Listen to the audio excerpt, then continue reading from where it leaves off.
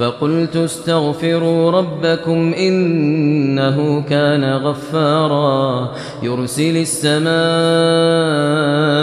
عليكم مدرارا ويمددكم بأموال وبنين ويجعل لكم جنات ويجعل لكم أنهارا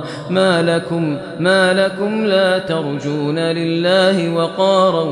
وقد خلقكم أطوارا ما لكم لا ترجون لله وقارا وقد خلقكم أطوارا ألم تروا كيف خلق الله 7 سماوات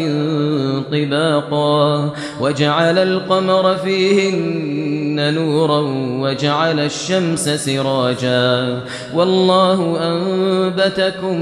من الأرض نباتا ثم يعيد